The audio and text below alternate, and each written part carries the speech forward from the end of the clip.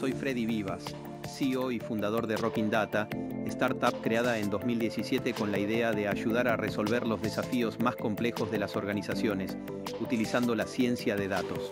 Soy ingeniero en sistemas, especializado en inteligencia artificial y ciencia de datos, profesor de la Universidad de San Andrés y autor de los libros Cómo piensan las máquinas e Invisible.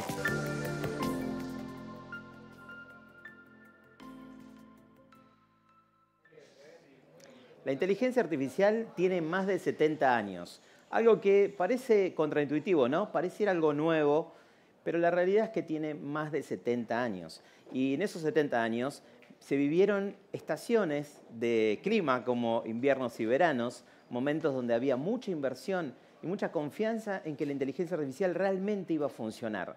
Pero más que estaciones climatológicas, me gusta más usar este concepto nuevo, que le decimos olas, olas de la inteligencia artificial. ¿Y qué significa esto de las olas? Bueno, a lo largo del tiempo hubo determinadas capacidades nuevas que fue incrementando la inteligencia artificial y en cada ola vino una nueva forma de hacer las cosas. Para hablar de estos conceptos, que son bastante abstractos, lo sé, me voy a valer de un recurso que nos encanta a todos, que es el cine. Elegí 6 escenas para contarles de qué hablamos cuando hablamos de las olas de la inteligencia artificial. Vamos con el primero.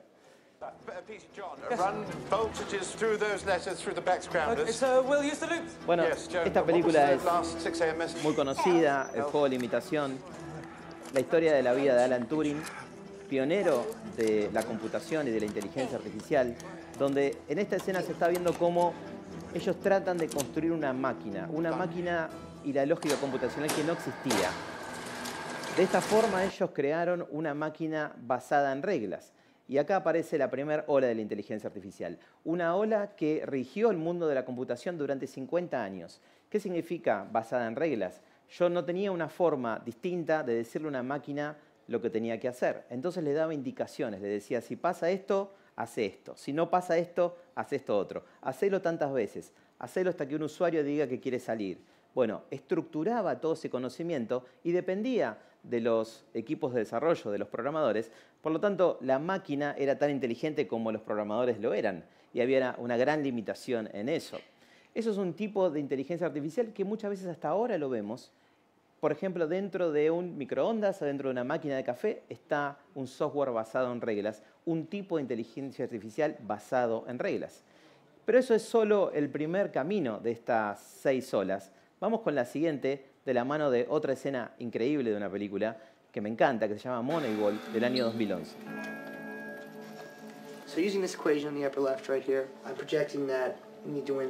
Uso una palabra clave en esto que le dice proyección. Es un club de béisbol, ahí está Brad Pitt, que intenta competir en las grandes ligas, que no tiene presupuesto, y la única o la mejor forma que encuentra de poder competir y ganar y elegir jugadores valiosos, aunque no tengan el presupuesto, es usando la tecnología. Y en este caso usan una nueva forma de inteligencia artificial, que le podemos decir inteligencia artificial predictiva o modelos predictivos. Los modelos predictivos ya no usan las reglas duras. Las máquinas empiezan a aprender de los datos. Yo le voy a dar muchos ejemplos para que la máquina pueda predecir probabilidades. Empezamos a incorporar conceptos estadísticos. Y esto lo vemos hasta el día de hoy. Modelos que predicen el clima, modelos que predicen cuánto voy a vender de un producto, modelos que tratan de identificar si un cliente va a dejar de comprarnos, modelos que hacen que puedas tener una recomendación de una película todos los días usando una plataforma. Esa es la capacidad predictiva de las máquinas. Y eso habilita una gran oportunidad para todas las empresas, porque la realidad es que no hay tantas empresas en Argentina y en Latinoamérica incorporando modelos predictivos que realmente cambian el juego y la forma de hacer las cosas. Vamos a la siguiente ola, de la mano de una película que me fascina, que se llama Chappie. En esta escena, Chappie empieza a despertarse al mundo, por decirlo de alguna forma, y se ve en este momento cuando empieza a tratar de identificar con qué está interactuando. En este caso, la que llaman madre de Chappie. Empieza a poder ver el mundo, como se ve en este momento, usando una tecnología que se llama visión artificial. La visión artificial es una técnica que se utiliza para distinguir cosas interesantes en objetos, como o en fotos o en videos, Y eso habilita una nueva forma de inteligencia artificial, que es la inteligencia artificial cognitiva, que crea mecanismos cognitivos que simulan las cosas que hacemos como humanos. Por ejemplo, hablar o escribir. Todavía no pueden tener una conversación humana, pero ya vemos grandes avances usando redes neuronales artificiales, como por ejemplo el caso de ChatGPT. O por ejemplo, si hablamos de inteligencia artificial visual, hace 15 años una IA no distinguía un gato de un perro. Y hoy ya eso está pudiendo pasar cotidianamente. Y vamos a una siguiente escena de otra película que diría es mi película favorita de ciencia ficción de todos los tiempos. En 1982, basado en el libro de Philip Dick, hicieron esta película que se llama Blade Runner. Y hay una escena muy famosa, que es esta, donde esta androide o genoide, habría que decir, es una máquina y básicamente no sabe si sabe tocar porque aprendió o sabe tocar porque le implantaron recuerdos. Pero no queremos hablar tanto de cine, sino de inteligencia artificial. Y lo que está pasando en este caso es que es creativa y es una nueva ola de la inteligencia artificial. Podemos decir que estamos viviendo también en esta ola, porque vemos herramientas como Midjourney generando cosas nuevas. Por supuesto que está entrenada con millones y millones de imágenes y de datos generados por humanos, igual que ChatGPT, igual que cualquier otra IA.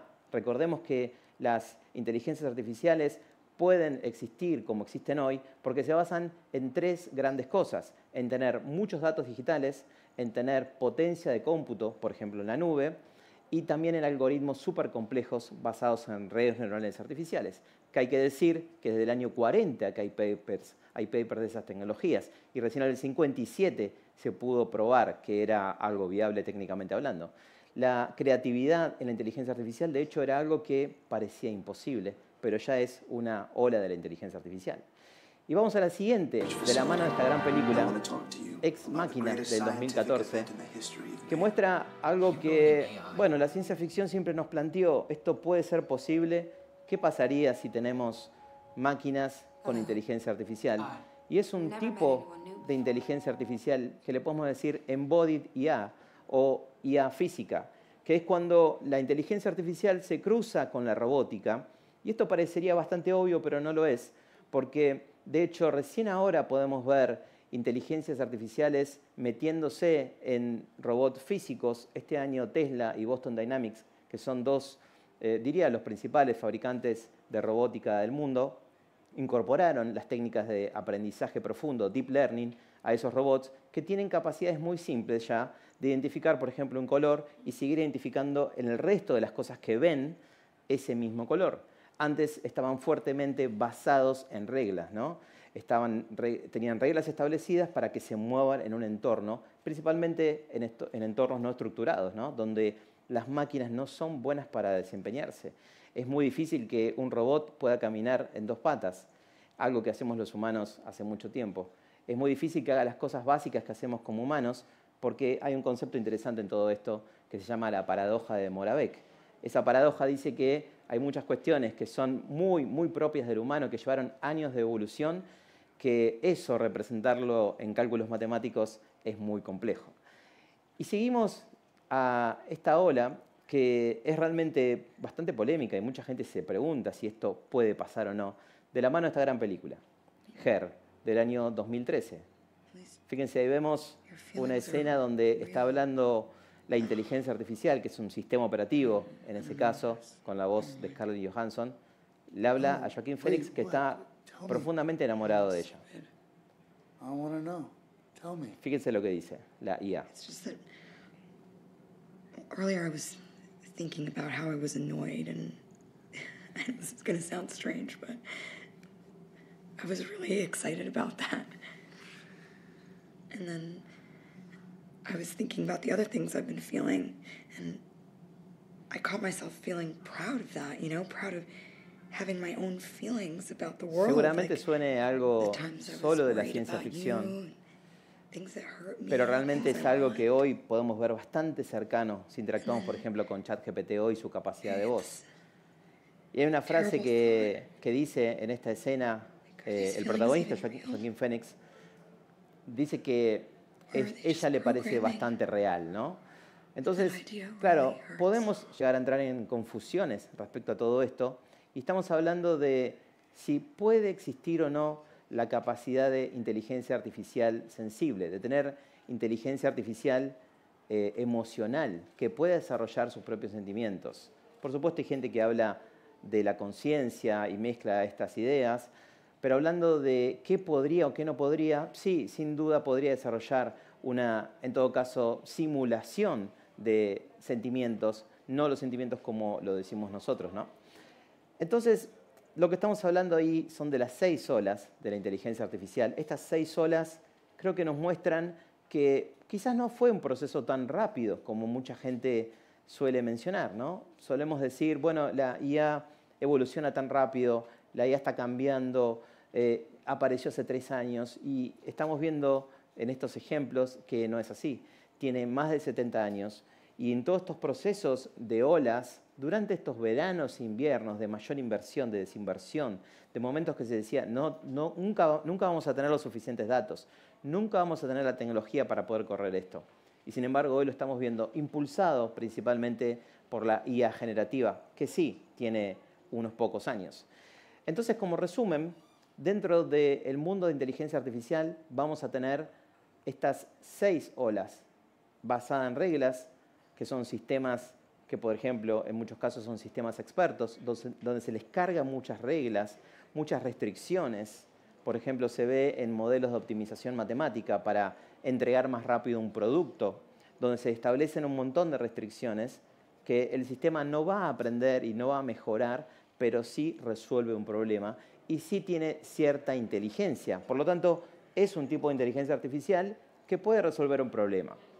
Otro tipo de inteligencia artificial, o otra evolución de la misma inteligencia artificial, es los modelos predictivos. Los modelos predictivos, basados especialmente en una técnica que se llama Machine Learning, creo que hoy es la gran oportunidad dentro del mundo de los negocios.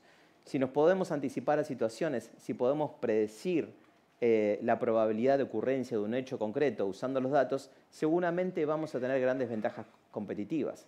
Por ejemplo, lo que decíamos hace un rato, la probabilidad de que un cliente me deje de comprar un producto, la probabilidad de saber cuánto voy a vender de un producto en tal fecha, en tal lugar específico, me permitiría gestionar mejor el stock.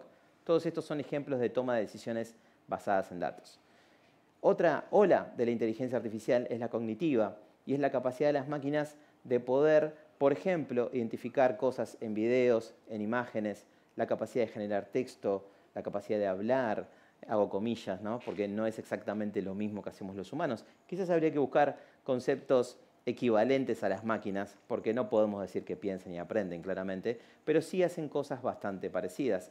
La inteligencia artificial, recordemos, viene de un origen incluso que incluye el ámbito de la psicología y de la física. Hace poco, 2 grandes investigadores que en los 80 hicieron mucho para que esto exista, venían de esos campos, física y biología, y psicología también, y ellos, su trabajo inicial fue entender cómo funciona el cerebro. Después eso pasó a ser algo más específico del mundo del software y de la programación y la tecnología en general, pero en unos inicios tuvo quizás más incidencia de otras ramas de conocimiento. Esa es una etapa en la que estamos viviendo hoy.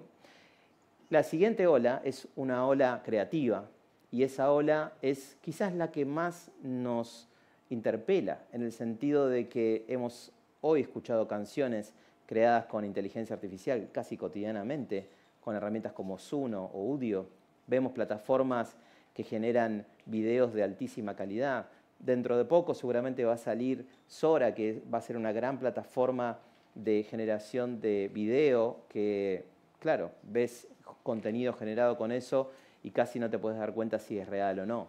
Plantea nuevos desafíos, seguro, pero nadie puede decir que hoy la IA no es creativa. La siguiente ola es la física y es donde la robótica se enfrenta o se junta con la inteligencia artificial y aparecen estas capacidades que nos imaginábamos hace muchos años, donde la inteligencia artificial va a dejar de ser invisible aparentemente, como lo venimos diciendo, pero no solo que va a existir en términos invisibles de código abstracto en un bot que está en un celular, sino que también va a tener una forma física. Y la última ola, esta ola sensible, que puede ser bastante polémica, hay gente que dice que puede pasar, gente que dice que nunca va a pasar, no lo sabemos. El punto es entender qué oportunidades y qué desafíos nos genera esta inteligencia artificial que replica las capacidades humanas, que replica incluso a veces los sesgos humanos. Por lo tanto, hay que estar muy atento de que replique lo que queremos de los humanos y nos beneficie a todos como sociedad. Muchas gracias.